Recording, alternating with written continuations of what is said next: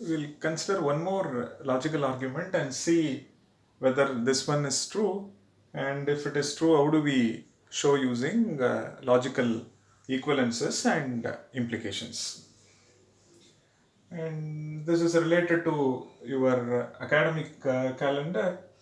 So some courses have prerequisites. For example, if you want to do computer architecture, you should have done computer organization in some previous semesters.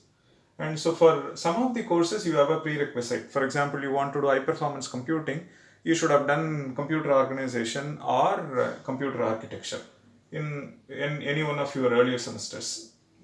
The next one says all courses are 3 credit courses, and some 3 credit courses are practice courses. So given this premise, so it's like this statement and this statement and this statement. This is my premise. Given this, we want to know whether this conclusion follows. Does this follow logically from this? And let's make an attempt. First, we will convert this into FOL. Then later we will see. So some courses have prerequisites. So there exists X, and it is course of X. C of X is a predicate, which means X is a course. And when I say P of X, X is a course, and X is having prerequisite.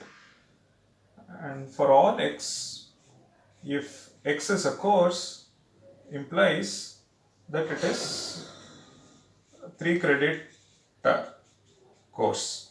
X is a 3 credit courses. And there exists X, and if that X is, you can even say X is a 3 credit course, or you can write C of X and this thing. Whatever way you write is fine. So X is a course and 3 credit of X, which means X is a course and X is a 3 credit course, and X is practice course as well. It says X is a course, X is a 3 credit course, and X is also a practice course. Some 3 credit courses are practice courses. Therefore, it says there exists X, it is C of X, and it is practice course, and X is having prerequisite. So we wish to know whether this conclusion follows logically from this. Some courses have prerequisites, and all courses are 3 credit courses, and some 3 credit courses are practice courses. Therefore, some practice courses have prerequisites. And one can make an attempt in proving things, and we will see now whether this one. Listen, so when you instantiate, for example, when I go for existential instantiation, so I may get C of A and P of A for this. Similarly, when I do existential instantiation, it is existential instantiation. So the A that I use over here, the same A need not satisfy this. So what I do, let me choose a different one. So C of B and 3 credit of B and practice of B. Okay, this is for all. So you do universal instantiation. You can say C of A implies 3 credit of A. So there is no issue over here. Now look at this. Now this is true for some A, This is true for some B. This is true for any A. Now all these are proposition ZOL. Now I can actually make use of this and simplify and see whether this one follows logically. But this gives me course, and this gives me practice, this gives me prerequisite. However, this is instantiated with respect to A, this is instantiated with respect to B, so it may so happen that together they may not be true. So it may be the case that together it may not be true. What I do, I look for a counter example, meaning the claim is false. Let me make an attempt. So these are all my courses. So some courses are having prerequisite, correct? So some courses are having prerequisite. So some part of this set they are having a prerequisite. All courses are 3 credit courses. So which means all of them are 3 credit courses. So they are also 3 credit courses.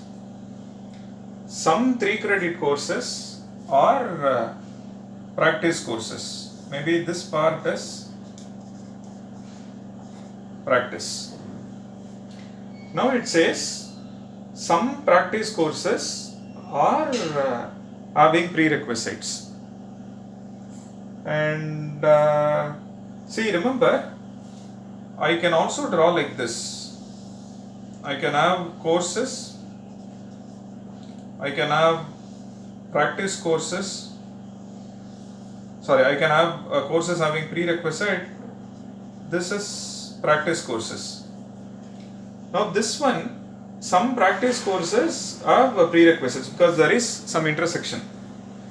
But this one is supporting the claim. It says the claim is true. But look at this. This one is not supporting the claim. This one is not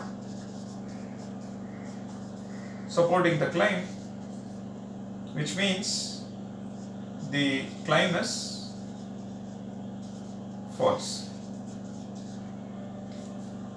So if the claim is true,